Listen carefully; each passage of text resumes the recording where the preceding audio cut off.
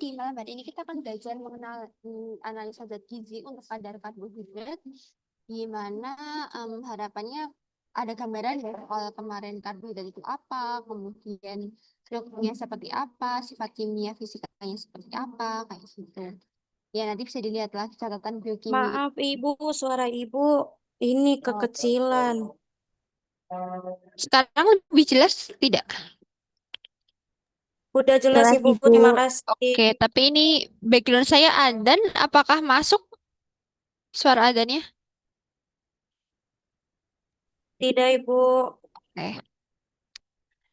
Oke, jadi kalau kita review kembali karbohidrat, kemarin karbohidrat merupakan sumber energi utama bagi makhluk hidup, di mana kalau di manusia ya dia diperoleh lewat oksidasi glukosa gitu ya, dari gula atau glukosa yang kemudian dia dipecah, nanti akan mendapatkan energi dari situ. Kemudian energi juga bisa didapatkan dari sintesis gliserol dan asetil-CoA, biasanya dari oksidasi lemak.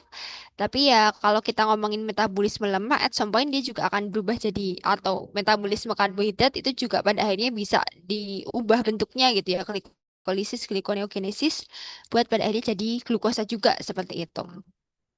Kemudian karbohidrat itu berperan sebagai komponen struktural pada dinding sel tumbuhan dan bakteri dan juga berfungsi dalam proses metabolisme dan juga penyimpanan energi.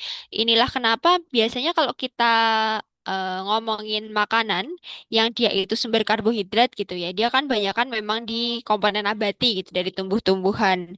Entah nanti tumbuhannya itu bentuknya yang berpati gitu, yang karbohidratnya kompleks, padi-padian, biji-bijian atau lainnya.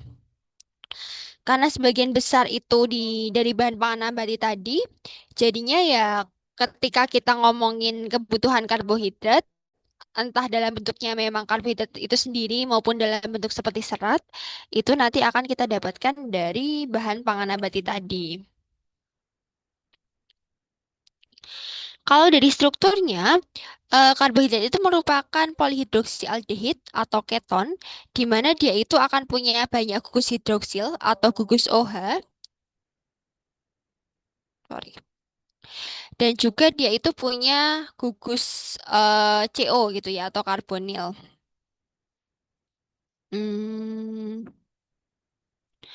Oke, yang ini yang disebut sebagai gugus karbonil yang CO dengan dia ada rantai ganda di sini. Kemudian dia punya banyak OH yang kemudian nyambung berhubungan sama si karbonnya ini gitu kan. Nah, kalau di secara umum rumus kimia itu CH2ON. Nanti tinggal N-nya berapa, misalnya N-nya 2 ya berarti CH4 C2H4O2 gitu ya. Kemudian struktur paling sering digunakan itu deglukos. Deglukos itu yang seperti gambar di kanan ini.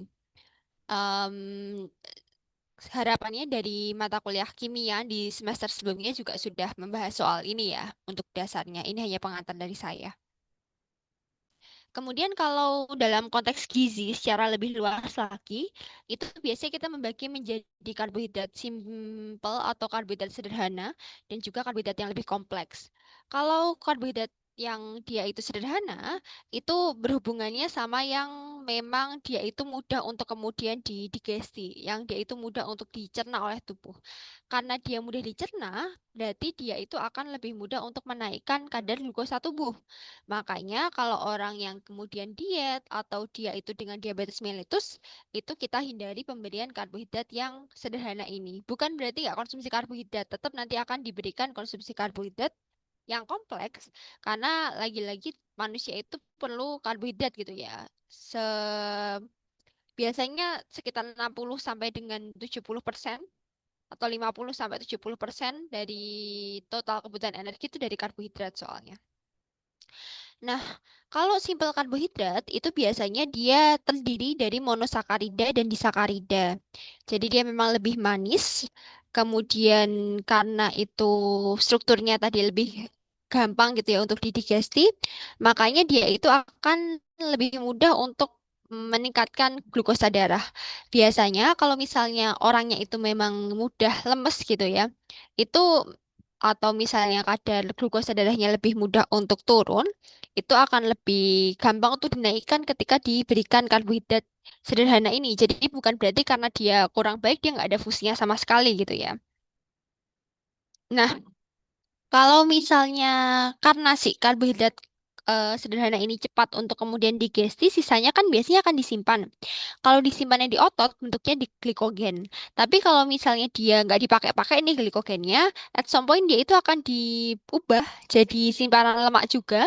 Yang ini kemudian menjadi alasan kenapa di orang diet atau orang obesitas itu karbohidrat sama dihindarinya sebagaimana lemak gitu ya.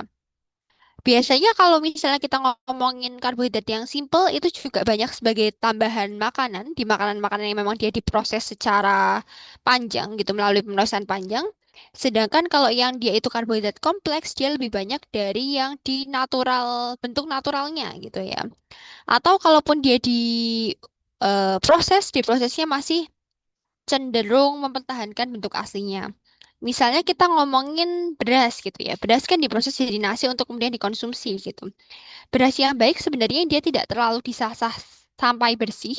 Jadi masih ada sisa kulit berasnya karena di situ vitamin mineralnya.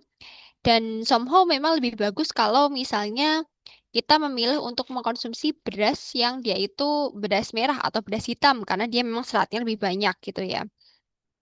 Atau kalau kita ngomongin proses olahan gandum, itu biasanya kita carinya yang whole grain yang lebih bagus.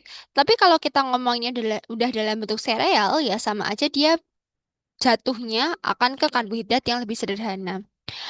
Karbohidrat yang kompleks itu lebih banyak atau lebih baik karena dia itu tinggi di lemak dan juga zat gizi. Kemudian dari indeks glikemiknya itu lebih rendah. Indeks glikemik ini seberapa cepat makanan itu bisa menaikkan gula darah. Kemudian dia itu akan membuat kita lebih kenyang, jadi dengan kalori yang lebih sedikit tapi lebih kenyang dan menstimulasi metabolisme. Karena tubuh itu kan sebenarnya juga mengeluarkan energi ketika mendigesti makanan.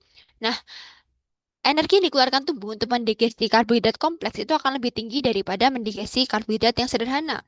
Dan itu sesuatu yang kita harapkan ketika kita mau melakukan defisit kalori gitu ya biasanya.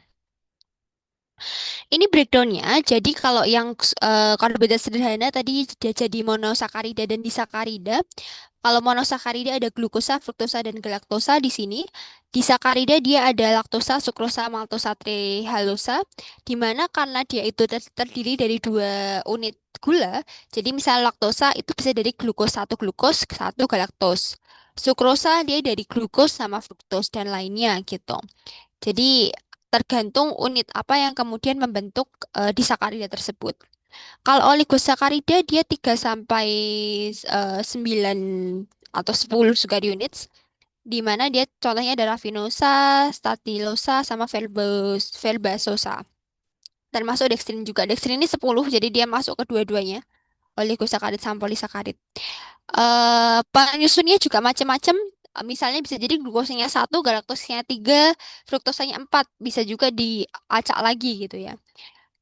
Kecuali kalau dextrin dia full dari glukos. Kemudian polisakarida itu 10 atau lebih unit. Termasuk serat di dalamnya. Serat, glikogen, dietary fiber itu akan termasuk ke polisakarida. Untuk monosakarida, tadi sebagaimana yang saya sampaikan bahwa dia gula yang paling sederhana, jadi memang dia itu hanya dari satu unit gitu ya. Tapi satu unit ini bisa tersusun akan beberapa atom karbon gitu. Biasanya 3 sampai 7. Karbonnya bisa bentuknya lurus, bisa cincin. Itu nanti kan biasanya tetap ada satu karbonil CO-nya tadi dengan nada ganda dan beberapa gugus OH-nya gitu. Kalau untuk monosakarida akhirannya pasti osa, terus tergantung nanti ada berapa karbon di sana. Kalau 3 ya triosa, 4 ya tetraosa, 5 pentaosa dan seterusnya. Heksosa 6 dan heptosa 5. 7 sorry. Yang paling sering digunakan atau yang paling sering ada di makanan itu heksosa atau C6. Termasuk dalamnya glukosa, fruktosa, sama galaktosa. Ya, bentuk lain kayak kayak gliseraldehida, eritrosa, ribosa, deoksiribosa, pseudoheptulosa itu ada, tapi kan karbohidrat itu nggak semuanya bentuknya makanan gitu ya. Termasuk yang ada di tubuh kita juga ada.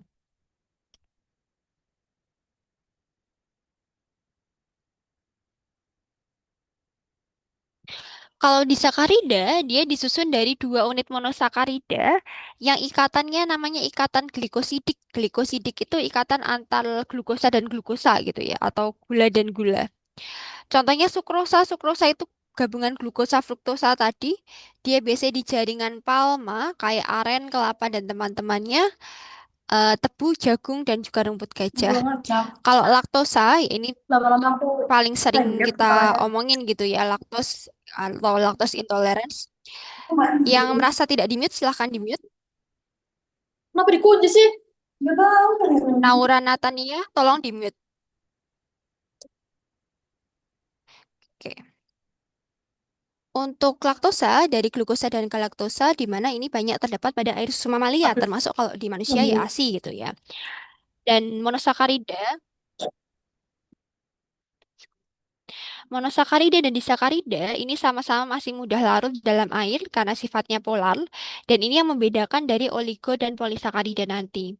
Kalau kita ngomongin oligo sama polisakarida karena itu sifatnya nonpolar, kemudian dia harus di breakdown dulu gitu ya, termasuk ketika menganalisis zat gizi, makanya kita perlu mereduksi gulanya dulu. Nanti akan kita bahas.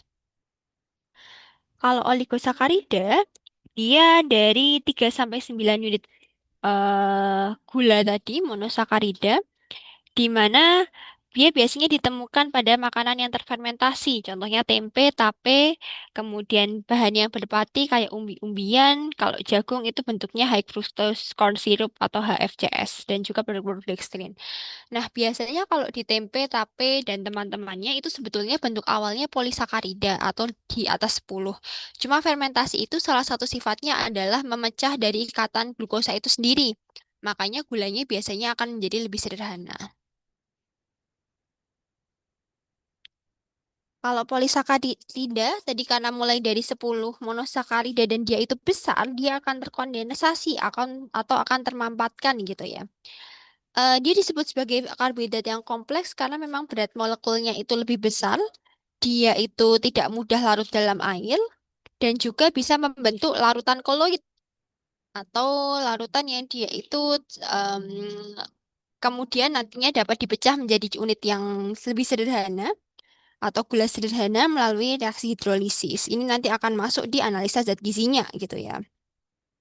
Contohnya ada pati, amilum, ini merupakan cadangan energi di tumbuhan. Ada selulosa, hemiselulosa, dia menyusun sel atau dinding sel tumbuhan. Ada lignin sama selulosa, dia fungsinya sebagai jaringan penguat tanaman. Dan juga pektin yang mana dia itu berperan sebagai perekat antar sel tumbuhan. Karena balik lagi dia memang banyaknya di tumbuhan gitu ya, terutama di makanan-makanan sumber karbo kita atau sebagai bahan pokok kita, makanya ya inilah yang kemudian kita konsumsi sehari-hari sebagai yang nantinya akan menjadi energi juga gitu di tubuh kita.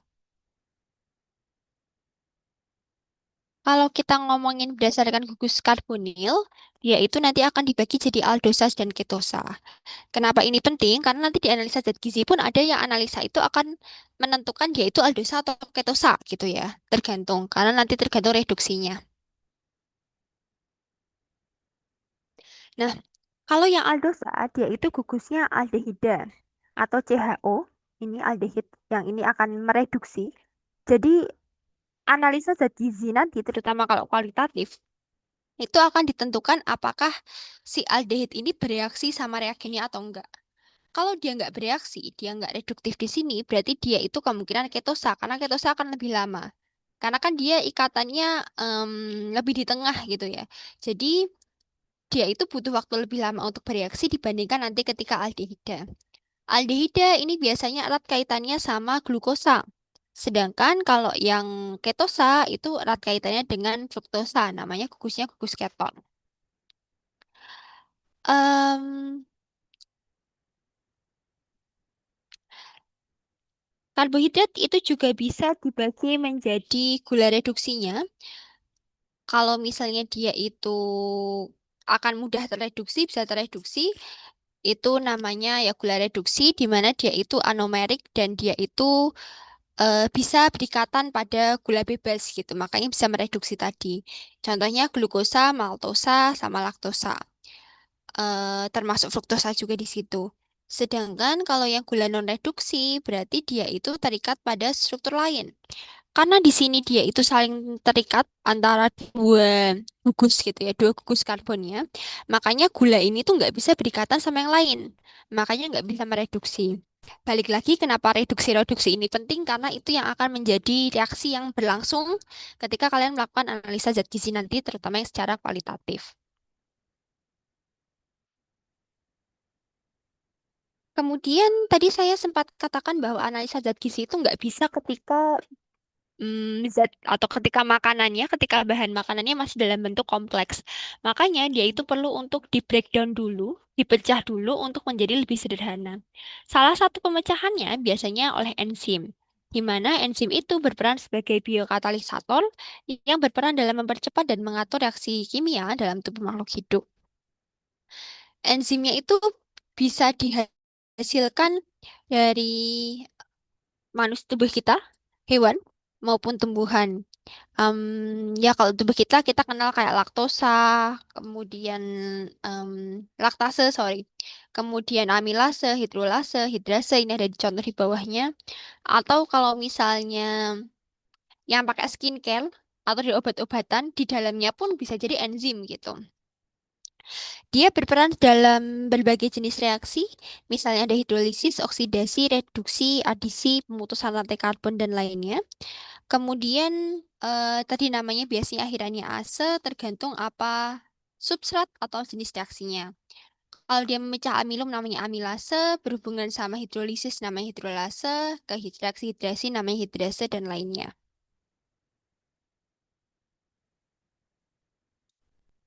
Aktivitas dan reaksi enzim ini semoga juga sudah sempat disampaikan ketika mata kuliah kimia. Jadi dia itu yang mempengaruhi ada pH, suhu, dan juga konsentrasi enzim dan substrat. Tapi kalau kita ngomongin di konteks analisa zat gizi, itu dengan reagen yang sama, dengan di sini contohnya uji larutan iodin, itu akan menghasilkan warna yang berbeda-beda tergantung stepnya, kita lagi di mana. Kalau misalnya masih di amilum dan amilase, itu dia warnanya biru. Biasanya tandanya bahwa belum semua amilum ini terhidrolisis oleh si enzim amilasenya. Kalau dia itu bentuknya udah amilodextrin, warnanya ungu, eritro itu kan eritrosit warnanya merah gitu ya, biar gampang. Kemudian kalau udah akrodextrin dia malah nggak ada warnanya, meskipun larutannya sama-sama larutan iodin. Nah, amilum tadi, ketika dia itu, ini sebenarnya menjelaskan hal yang sama. Jadi di amilodextrin dia ditambahkan I2, larutan iodin dari warnanya ungu. Kalau eritrodeksin jadi merah, akrodextrin dia jadi tidak berwarna. Dia masih bisa dipecah lagi jadi dekstrin yang lebih sederhana. Nanti pada akhirnya dia akan jadi maltosa dan glukosa. Karena ini yang terpecah itu berarti dia mengeluarkan si maltosa-maltosa tadi.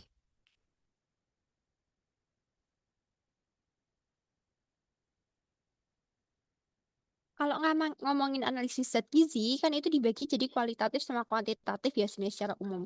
Kalau kuali berarti dia ada tidaknya gitu. Kalau kuanti dia berarti mengukur berapanya. Nah, tapi kalau misalnya karbohidrat sendiri, sebenarnya dia merupakan bagian dari analisis proksimat, di mana analisis proksimat ini saya sudah sampaikan di pertemuan kedua kemarin, yang kadar abu dan air, itu punya teman-teman lagi, yaitu air, abu, lemak, protein paling sering. Dan karbohidrat ini gitu ya. Si karbo ini biasanya dia tidak dianalisis langsung, tapi dihitungnya itu berdasarkan hasil analisis komponen lain dalam sampel. Makanya namanya Bay difference. Nanti kalau kita ngitung status gizi, sorry, menghitung kebutuhan gizi, kita juga akan menggunakan frasa Bay difference ini yang artinya adalah sisanya gitu ya. Persentase karbohidrat, kalau kita ngomongin weight basis, berarti dia itu sampelnya masih ada airnya, sampel basah, itu 100 dikurangi air, ditambah abu, ditambah lemak, ditambah protein. 100 di sini ya berarti dia sampelnya 100 miligram gitu ya. Kemudian persen karbohidrat kalau yang dry basis dia bedanya berarti nggak dikurangi air karena kan harusnya kalau udah dry basis dia udah nggak ada airnya. Tapi memang hasilnya ini berarti seluruh karbohidrat yang ada di sana gitu ya, baik tercerna maupun nggak tercerna, dan dia itu nggak sepenuhnya menggambarkan nilai gizi. Karena kalau kita ngomong nilai gizi itu berarti hanya membahas mengenai karbohidrat yang dia itu sebetulnya bisa dicerna oleh tubuh. Kira-kira karbohidrat apa yang dia itu nggak bisa dicerna oleh tubuh, tapi kita tetap membutuhkan?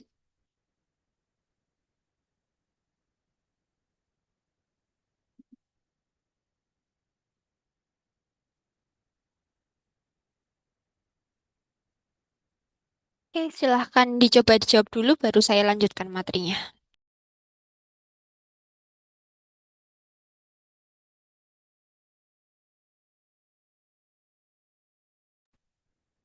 Ibu mohon maaf saya izin menjawab, tapi kalau salah mohon dikoreksi ya Bu. Jadi Silahkan.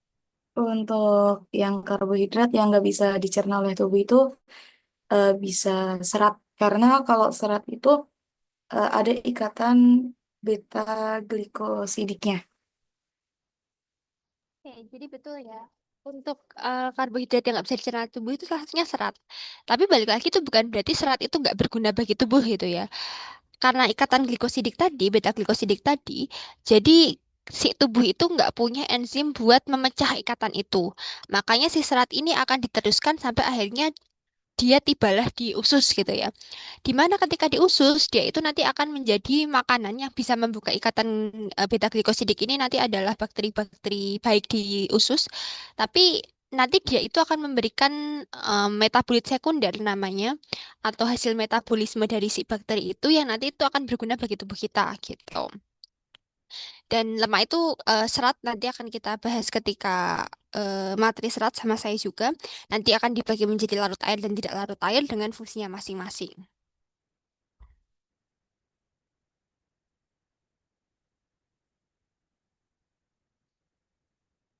Oke, kita akan masuk ke analisis yang kualitatif.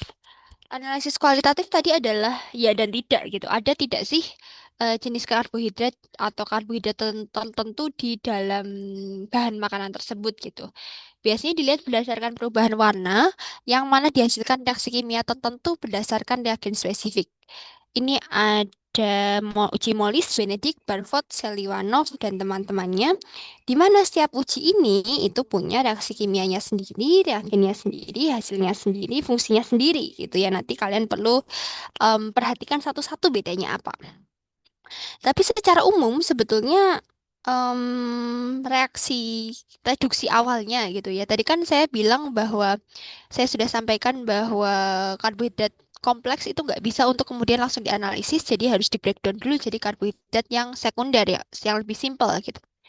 Nah, reaksi awalnya ini nanti akan sama, cuma nanti tinggal dia itu bereaksi sama apa gitu.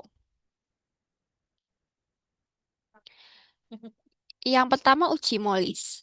Uji Molis itu tujuannya mengidentifikasi keberadaan jumlah semua jenis karbohidrat.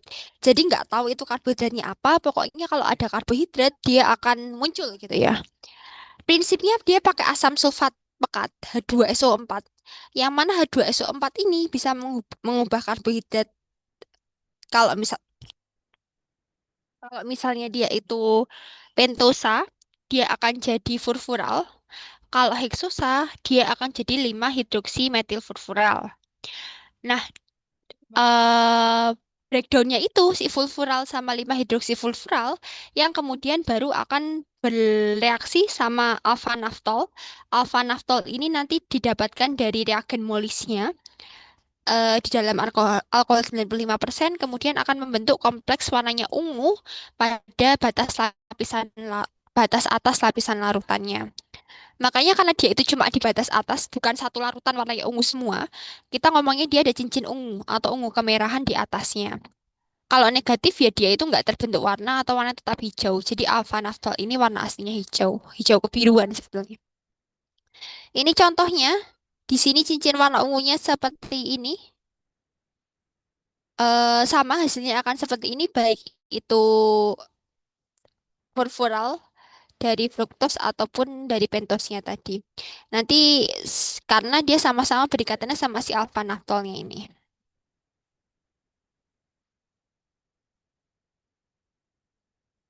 Oke, pertanyaannya furfural tadi merupakan breakdown dari glukos jenis apa? Dan kalau yang 5 hidroksi metil furfural yang apa?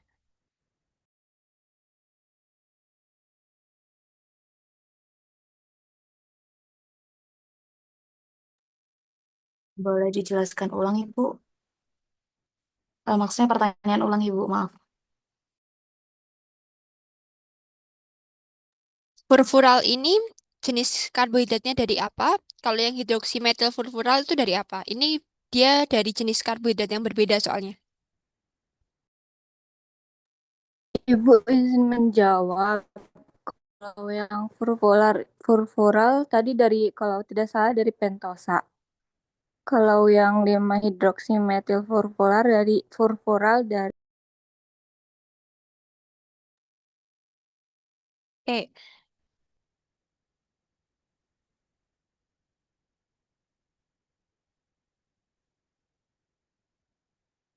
jadi betul ya kalau yang furfural itu dari pentosa, kalau 5 hidroksi metil furfural itu dari heksosa.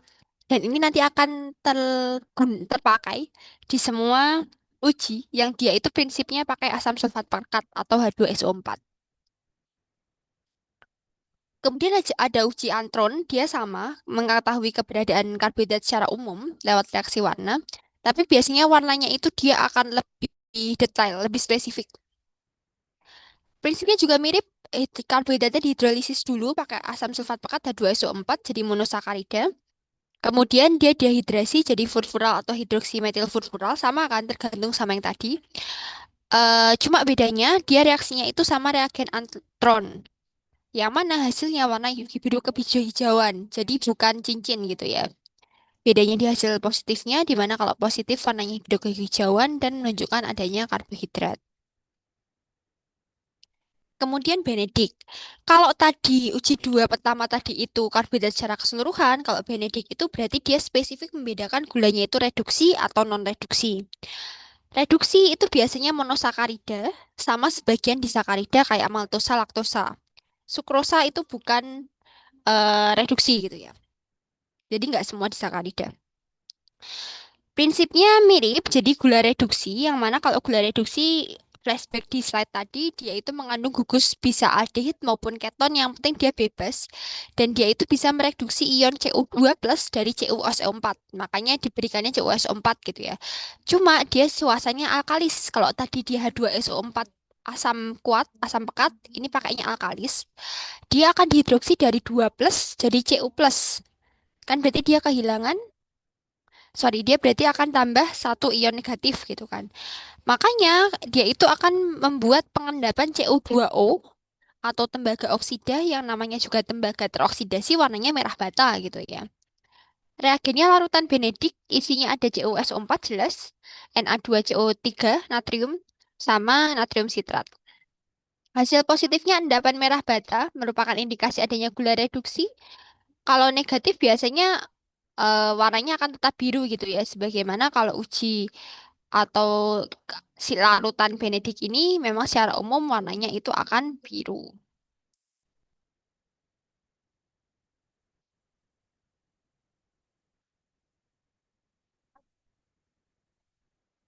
Ini gambarannya.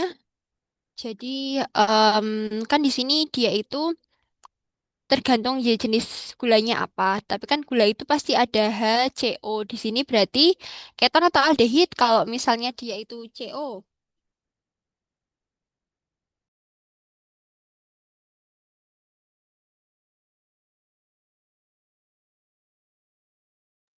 Kalau ikatannya CO ganda gini berarti aldehid apa keton?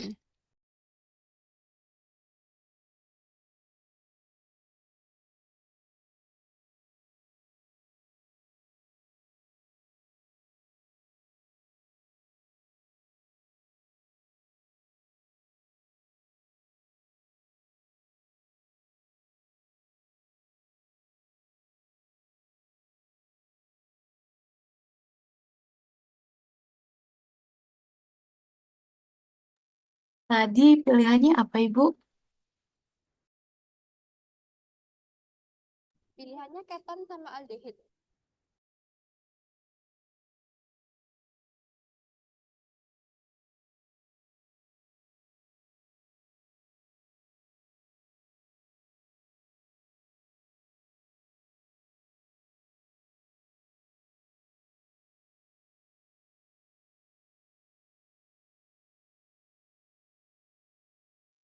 Izin Aldehid, menjelaskan Ibu. keton, Ibu. Oke, jawabannya beda ya dengan keton dan aldehid. Nanti dicek lagi yang mana. Kenapa penting? Karena itu akan berhubungan sebetulnya di konteks ini karena kita mau membedakan adanya gula reduksi sama nggak reduksi, dua-duanya itu bisa gitu ya. Cuma nanti cek lagi mana yang CO itu masuknya ke yang aldehid atau yang keton gitu. Nah, kemudian di sini kan tadi dia dapat 2 CO2 plus nih dari aldehidnya sama air. Nah, ini nanti akan bereaksi semoga untuk bagaimana cara terjadinya reaksi kimia jadi CO2O4H ini kalian sudah paham karena nggak mungkin saya mengulangi juga. Tapi intinya adalah di sini tuh O-nya yang di sini itu dia akan menempel ke sini nih. Kan dia ada dua O kan di sini. Dua kali dua kan berarti ada dua O. O-nya satunya ke sini, satunya jadi CO2O. CO2O ini. Nah, CO2O ini yang kemudian mengendap dan warnanya kemerahan. Makanya kalau dicek di sini laktosa sama glukosa sebagai dia sebetulnya glukosa dan laktosa gitu ya. Dia punya gula reduksi, makanya dia warnanya berubah. Tapi kalau kalian cek di sini, sukrosa itu gulanya bukan gula reduksi, makanya dia warnanya tetap biru di sini.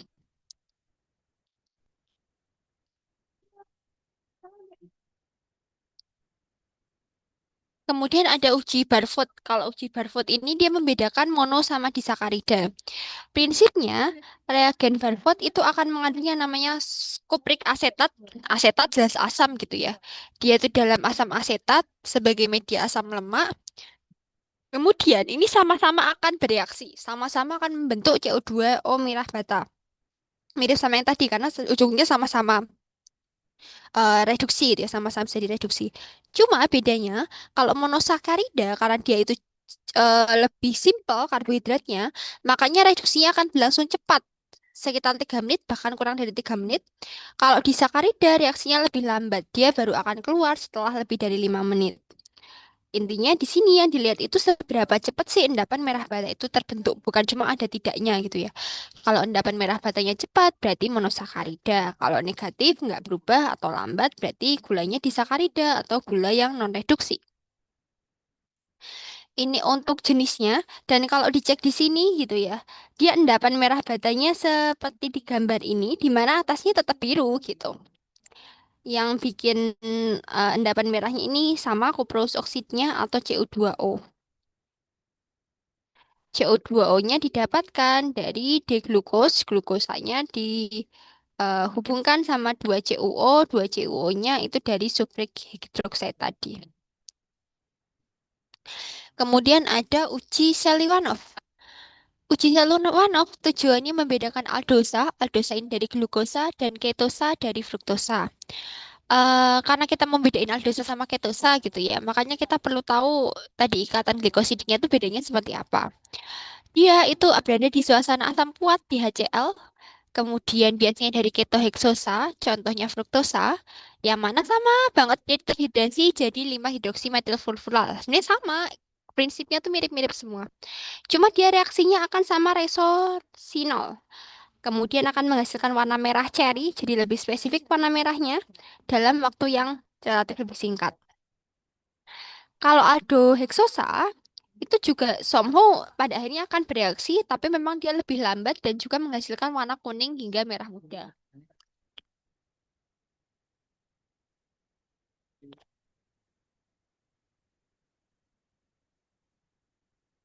Nah, hasil positif atau merah carinya tadi itu menandakan adanya fruktosa, reagennya tadi resorsinol sama HCl 12%. HCl 12% ini yang bikin suasana asam kuatnya. Ini gambarannya. Condensation produknya dia warnanya merah, merah cherry. Tapi memang di sini gambarnya lebih ke merah bata ya, lebih ke punyanya si ini tadi Aldo Hexosa. Jadi harusnya kurang lebih sebetulnya untuk ininya sama. Sorry. Untuk reaksinya, defruktosa ini dia itu akan di dalam HCl yang terkonsentrasi tinggi berubah jadi hidroksi metil furfural, bereaksi dengan resorsinol, jadi ada terkondensasi warnanya merah. Kemudian ada uji bial. Kalau uji bial, dia membedakan antara pentosa dan heksosa. Prinsipnya, reagen bial yang dia itu mengandung orsinol, FeCl3 dan HCl pekat, itu akan menyebabkan pentosa sama terdehidrasi jadi furfural. Kalau heksosa tadi jadinya 5 hidroksi furfural. Yang mana ketika dia bereaksi dengan orsinol, dia itu menghasilkan warna biru kehijauan. Kalau heksosa warnanya jadi keruh atau abu-abu. Hasilnya positif kalau biru atau hijau itu menunjukkan adanya pentosa, biasanya di ribosa atau silosa. Kalau nggak ada atau ya warnanya coklat keruh atau abu-abu berarti dia heksosa. Jadi kalian perlu tahu kalau dia itu ujinya membedakan antara A sama B, yang positif itu yang A atau yang B gitu. Kalau di sini berarti membedakan antara pentosa atau heksosa, yang positif itu berarti yang pentosa gitu. Ini gambarannya, kalau pentosa dia jadi furfural kena FeCl3 sama arginol. FeCl3-nya itu sebenarnya yang bikin dia suasananya jadi asam, terus jadi kompleks biru kehijauan. Ya meskipun ini gambarnya nggak hijau-hijau banget gitu ya, tapi ini hijau pekat, biru gitu, pekat gitu. Heksosa sama dia jadi 5 hidroksimetil furfural, kemudian di lingkungan asam karena FeCl3 dengan arginol dia akan membentuk kompleks yang cenderung lebih abu-abu coklat seperti ini contohnya. Kemudian ada uji Tauber, dia mengidentifikasi keberadaan pentosa secara spesifik. Jadi kalau tadi membedakan antara pentosa atau heksosa ini, pokoknya ada atau tidaknya pentosa gitu. Sampelnya akan bereaksi dengan larutan benzidina C12H12N2 yang dia dipanaskan terus langsung didinginkan. Kalau ada pentosa warnanya ungu gitu. Ini rekapnya, silahkan coba dipahami, dibaca ulang, sama dilihat ulang catatannya untuk setengah pertemuan kita ini.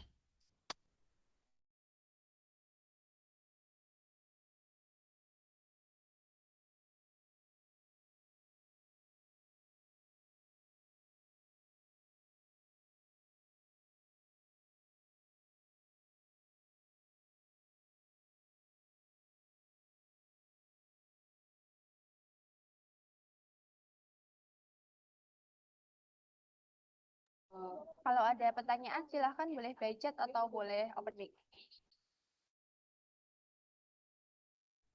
Ibu, maaf suara ibu jadi kecil lagi, Bu. Kalau mau bertanya, silahkan boleh open mic maupun boleh lewat chat terkait yang analisis kualitatif dari depan sampai analisis kualitatif ini.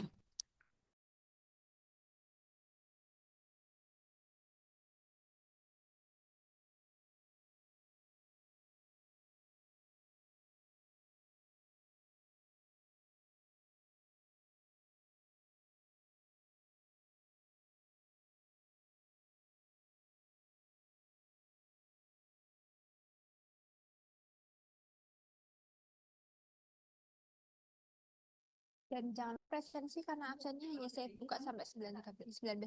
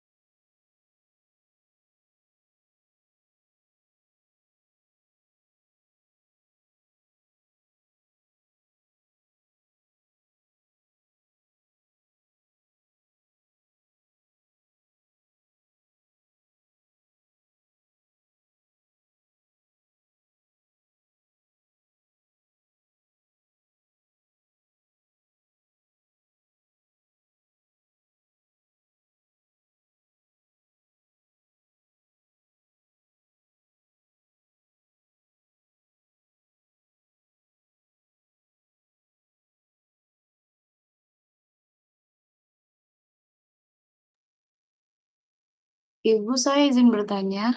Yap. eh kan waktu itu pernah viral yang makanan mengandung serat itu cocok untuk diet. Nah, itu betul nggak ya, Ibu? Karena kan banyak nih sekarang kayak gandum atau sereal yang lainnya itu dijadikan buat makanan diet seperti itu, Ibu. Oke.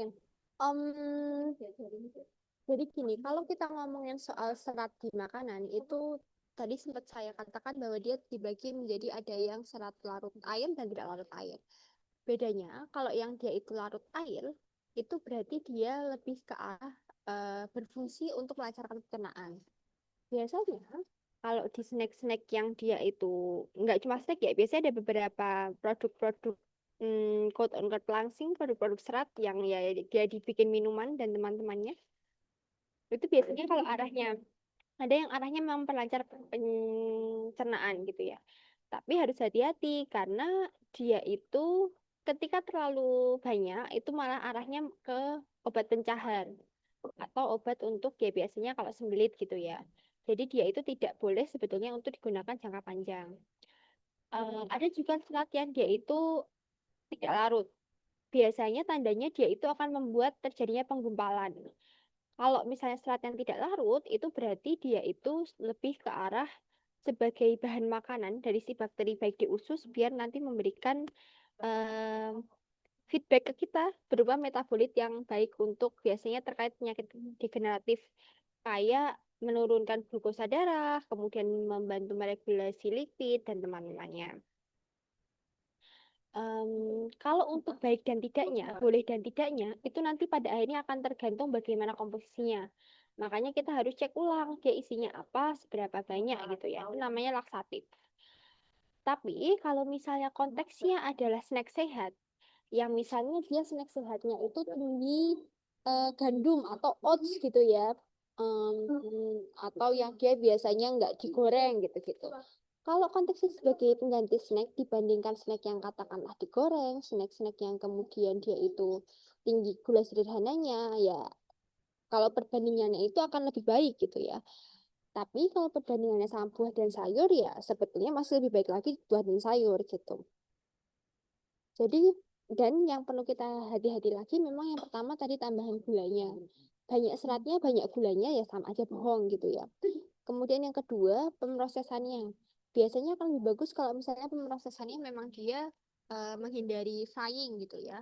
Misalnya kayak dia dipanggang atau misalnya dia ada no oil itu biasanya akan lebih baik karena kalau kita ngomongin gizi itu semuanya tergantung gitu ya. Tergantung pemrosesannya gimana, tergantung komposisinya gimana, tergantung kebutuhan si pasien. Kalau pasiennya atau kliennya itu masih bisa konsumsi sempat gitu ya, ngupasin buah, beli buah, milih buah gitu ya, buah mungkin akan menjadi cemilan yang lebih baik. Tapi kalau misalnya buat kayak kalian yang sibuk ngelaprak gitu ya, nggak sempat buat belanja, ada opsi jajanan yang lebih sehat daripada beli ciki-cikian atau coklat-coklatan ya, itu juga lebih baik gitu. Apakah menjawab? Sangat menjawab, Ibu. Terima kasih banyak. Oke, kita lanjutin ke analisanya. Jadi kalau tadi ngomongin analisa kualitatif itu kan jadi tergantung ujinya itu apa, dia itu tujuannya mau membedakan apa, mau ngelihat adanya apa, karena nggak cuma karbohidrat secara karbohidrat gitu ya. Tadi ada yang gula reduksi, monosakarit, ketosa, polisakarit, pentosa, dan teman-temannya. Kemudian kalau positif dia apa yang terjadi gitu. Ada perubahan apa sih di sana gitu, entah ada warna, endapan atau lainnya itu yang perlu kalian tahu secara kasat matanya gitu ya. Tapi jangan lupa detailnya kenapa itu bisa terjadi, teorinya mengapa dia bisa positif terjadi, itu juga kalian perlu pahami.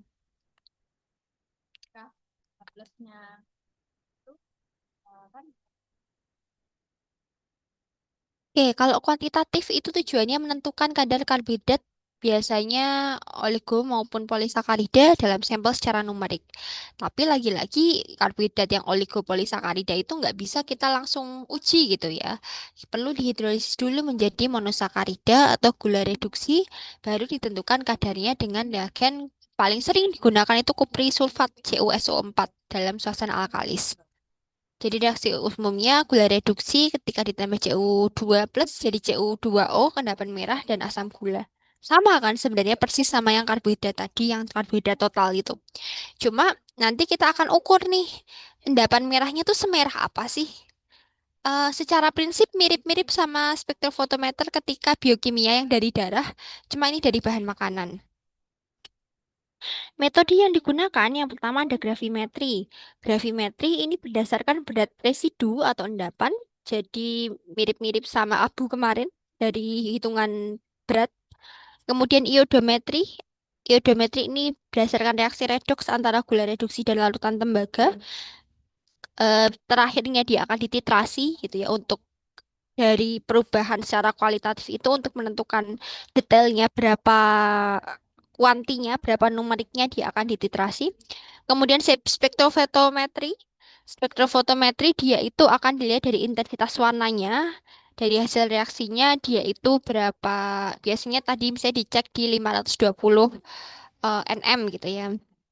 Kemudian kromatografi.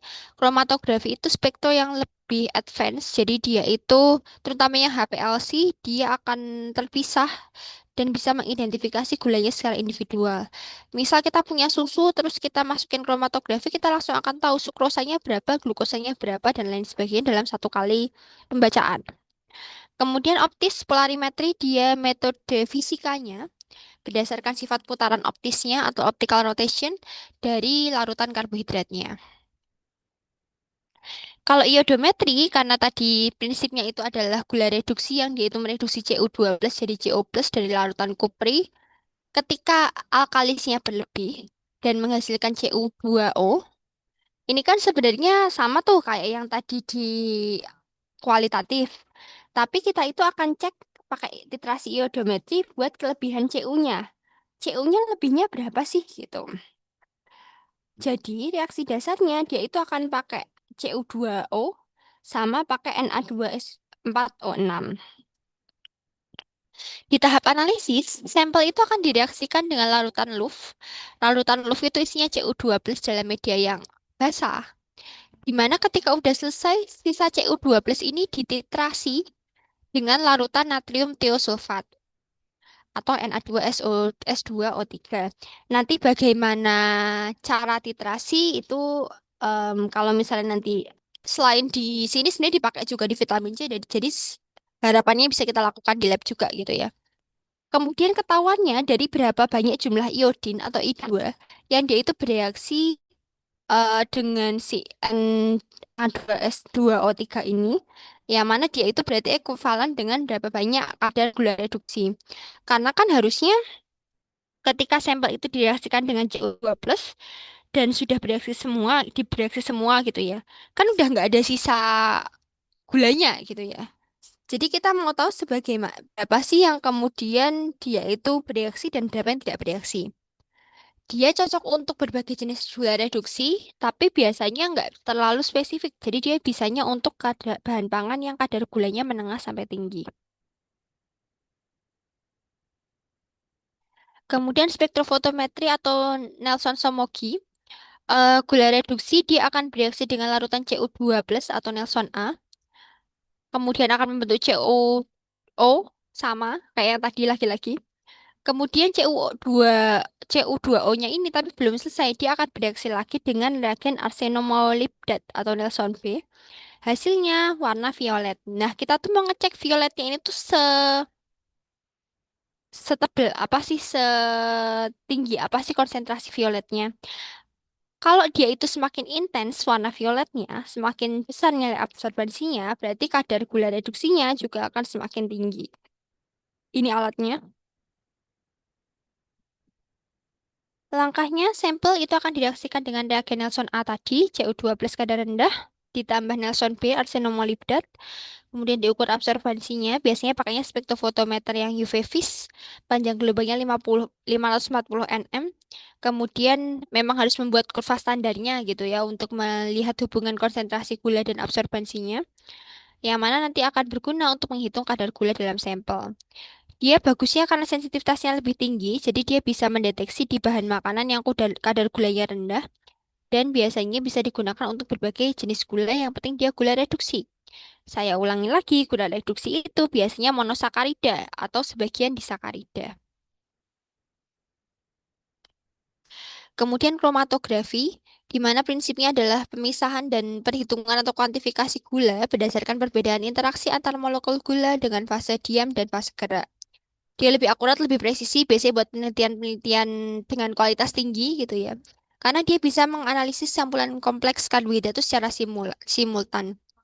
Ini gambarannya, jadi dia itu terhubung ke komputer, nanti akan hasil pembacaannya akan di komputer ini.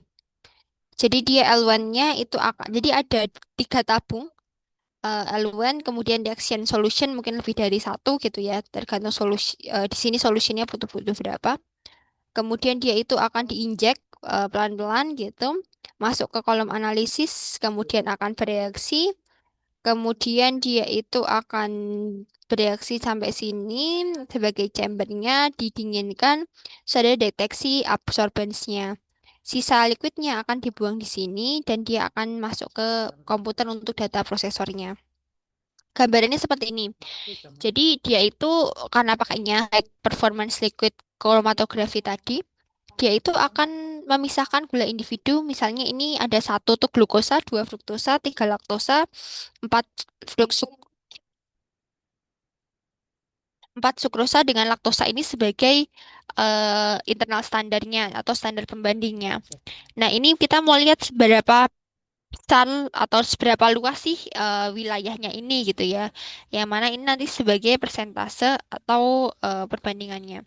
Dia biasanya menggunakan detektor indeks bias RID atau detektor UV.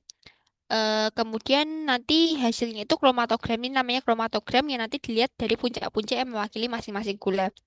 Misalnya, ini kan di menit keempat, dia di menit keempat itu yang akan meninggi 4 kurang dikit, itu glukosa. 4 lebih dikit itu akan yang naik akan si fruktosanya. Di menit ke-7, sekitar menit ke-7, ini laktosanya akan naik. Menit ke-9, 8, 9 ini si sukrosanya akan naik. Jadi memang harus bikin standarnya dulu. Biasanya ada database buat standarnya ini. Yang terakhir ada metode OPSIS atau FISIS. Prinsipnya merupakan penentuan kadar gula berdasarkan sifat fisis larutan, yaitu ada indeks bias atau refraktif index. Jadi bias as in refraktif gitu ya. Dan juga putaran optik atau optical rotation dari larutan karbohidratnya. Kelebihannya dia cepat dan tidak merusak, tidak mendestruksi, dan bisa untuk kontrol kualitas industri gula atau minuman. Jadi dia ada 2 metode kalau di bawah metode fisis ini. Yang pertama refraktometri.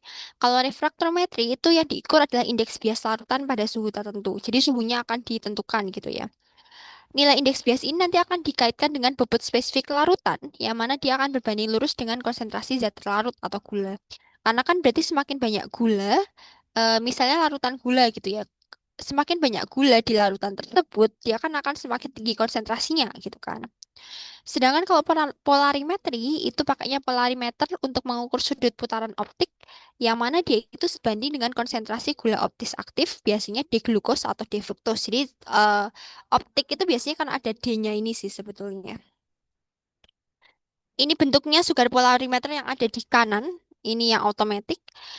Polarimeter ini kan tadi untuk mengukur optical rotation gitu ya, dari molekul-molekul yang ada di larutannya.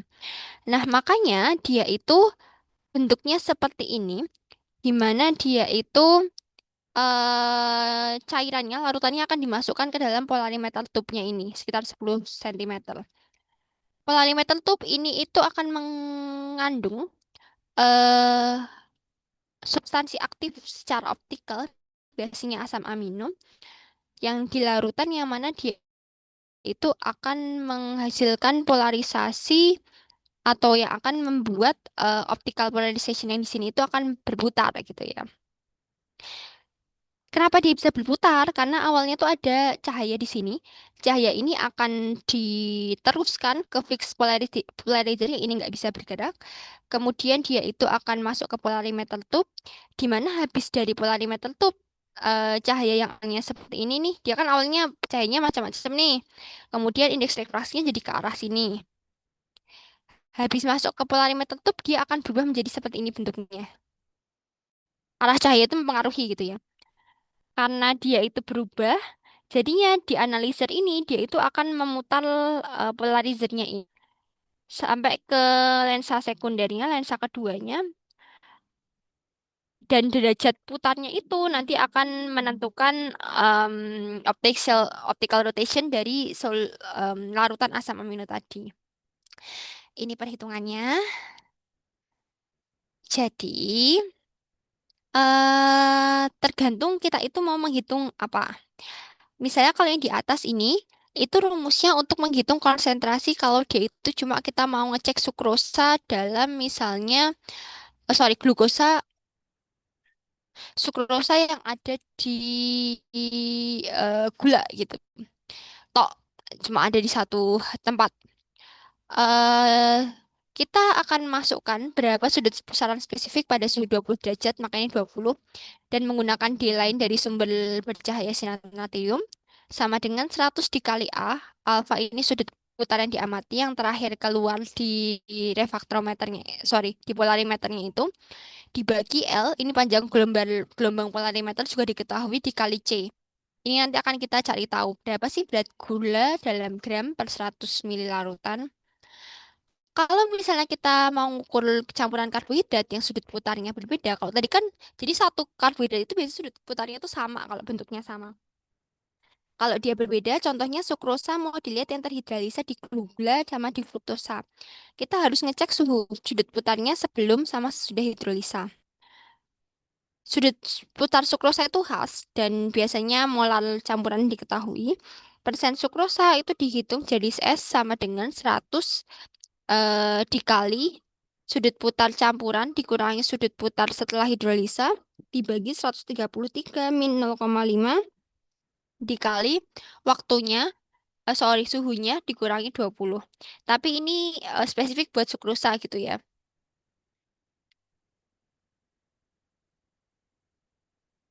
Ini silahkan sambil dipandangi dan coba dipahami dulu.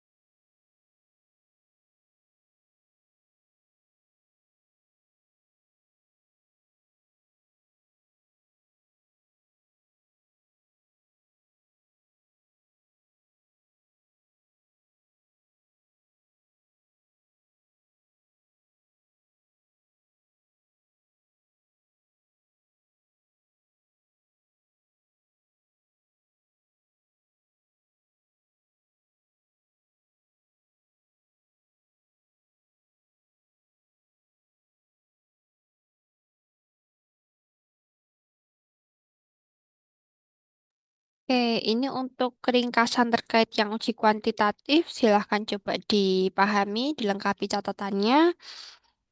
Terutama karena kalian juga akan melakukan praktikum ini gitu ya. Jadi kalau misalnya ada yang mau ditanyakan, ya ditanyakan sekarang aja sebelum nanti keluar di soal pretest dan posttest ini kan tidak bisa mengerjakan gitu ya.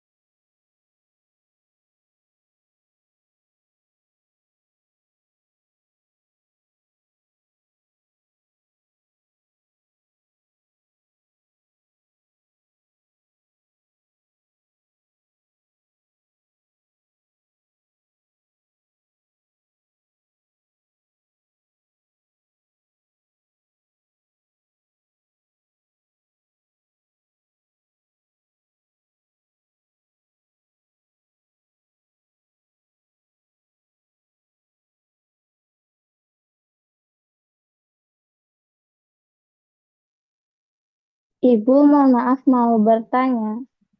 Iya, boleh. Untuk yang HPLC, yang krom, krona, Kromatografi. kromatografi. Mm-mm. Enggak, Ibu. Jadi untuk metode kromatografi itu, mengapa metode tersebut itu mampu memisahkan gula berdasarkan polaritas dan juga interaksi fase. Hmm, oke. Jadi sebenarnya itulah kenapa sekarang kalau misalnya kita konteksnya adalah di industri yang udah bagus gitu ya, atau di penelitian yang memang alatnya memadai, itu pakai HPLC karena dia eh tadi dia itu bisa memisahkan antara kalau dengan bahan kita yang masih nyatu gitu ya. Satu kali analisis itu kemudian bisa mengeluarkan informasi per gulanya gitu. Di Gizi nggak ada. Kalau mau tahu alatnya silahkan ke farmasi. Di farmasi ada. HPLC ini dia itu oke. Kalau misalnya kita ngomongin HPLC ini, jadi satu L1, satu sampel itu dia akan diberikan reagen yang berbeda-beda gitu ya. Jadi di reagen pertama ini diberikan, kemudian reagen kedua dan seterusnya, di mana dia itu kan akan di sini dia absorbensinya itu akan terdeteksi. Nah, absorbensi ini tuh nggak terdeteksi dalam satu waktu yang sama. Sebagaimana yang dilihat kualitatif tadi, bahwa kalau gulanya itu semakin sederhana, semakin gampang terabsorbensi, dia itu akan semakin awal keluarnya gitu kan. Karena keluarnya awal, dia di sini juga akan eh, mencapai puncaknya duluan. Sebetulnya bukan berarti mungkin di titik-titik yang lain itu nggak ada sama sekali gitu ya. Cuma puncak utamanya yang dimiliki setiap glukosa, setiap gula yang spesifik itu akan berbeda-beda. Dan ini kalau glukosa memang mungkin secara minut nggak lama gitu ya. Cuma kalau sampelnya banyak ya satu sampel katakanlah 10 menit ini, katakanlah ada 10 sampel ya bisa 10 kali 10 kan. Berarti basically bahkan bisa seharian harus ditinggal dulu gitu untuk kemudian mendapatkan data untuk semua sampel. Tapi nanti akan satu-satu gitu, satu sampel selesai dapat kayak gininya, sampel dua kayak dapat kayak gininya, sampel tiga dapat kayak gininya gitu. Dan kenapa mereka bisa keluar di menit yang berbeda-beda? Karena em, dia itu akan tereduksi, akan habis di menit yang berbeda-beda pula, kayak gitu. Jadi gambarannya itu kayak jeruk yang kita lepasin kulitnya, habis itu kita ambil satu, ambil satu, ambil satu gitu. Jadi memang akan bertahap. Katakanlah potongan pertama yang kita ambil itu glukosa, selesai. Potongan kedua fruktosa, potongan ketiga laktosa, potongan keempat sukrosa gitu ya. Dan kita tahu seberapa besar potongan itu, seberapa banyak potongan itu dari luas permukaan, luas bidang yang dia itu terbentuk dari grafik ini. Seperti itu. Apakah menjawab? Enggak, Ibu. Terima kasih banyak. Oke. Sebenarnya untuk materi hari ini itu saja. Ada pertanyaan sebelum kita akhiri, baik tentang karbohidrat secara umum maupun uji kualitatif, kuantitatif, dan proksima tadi.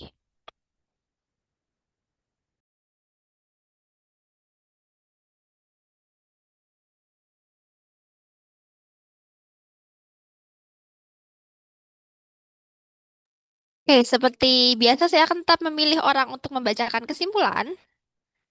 Hmm, Awaliyah Rahmadana, Julaiha Arahman, sama Nafisa Anindya. Tiga orang tersebut silahkan memberikan kesimpulan. Open mic. Dibagi tiga bagian aja. Yang pertama berarti yang pendahuluan sampai ke analisis proximat. Yang kedua kualitatif. Yang ketiga kuantitatif. Terserah siapa yang mau duluan.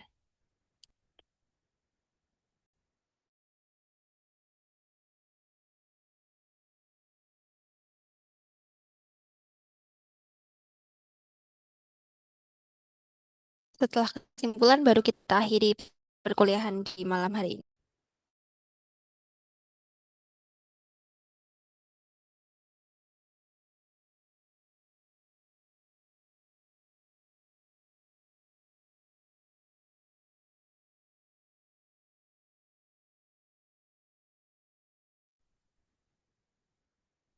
Halo Ibu. Oke, silakan. Izin menjawab, saya mau yang analisis kuantitatif bagian karbohidrat tadi. Oke, boleh. Eh, jadi analisis kuantitatif tadi itu kan untuk menentukan kadar karbohidrat yang polisakarida sama oligosakarida di sampel yang numerik. Terus jadi prosesnya karbohidrat kompleksnya itu dihidrolisis dulu jadi monosakarida buat jadi gula reduksi. Kemudian kita tentuin lagi kadarnya pakai reagen CuSO4. Terus suasananya harus alkalis. Kemudian ada beberapa metode lain juga kayak gravimetri, iodometri, kromatografi, spektrofotometri, sama ada metode optis. Terus kalau dari metode iodometri tadi tuh prinsipnya kan gula reduksi yang mereduksi Cu2+ jadi Cu+, pakai larutan dari kupri sulfat alkalis yang nanti ada menghasilkan endapan merah karena adanya kelebihan Cu2+. Kemudian harus eh, nanti yang nggak kereduksi itu harus dititrasi kembali pakai iodometrinya.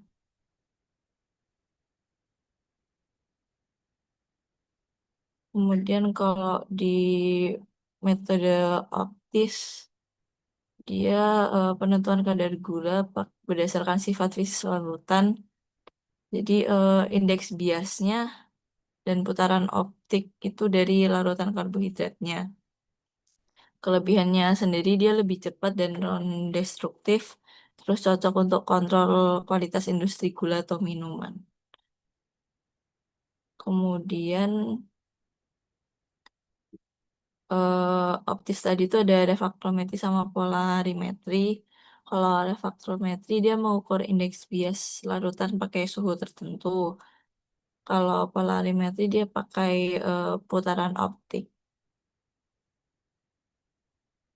Mungkin itu saja kalau dari catatan saya, Ibu.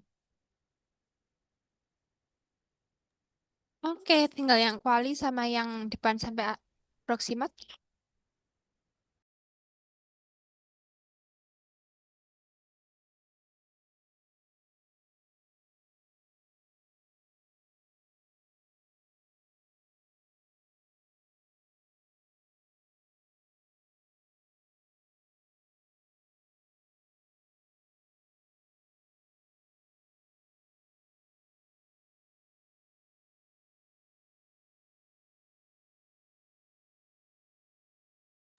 Kalau tidak memberikan kesimpulan, saya anggap tidak hadir di perkuliahan ini ya.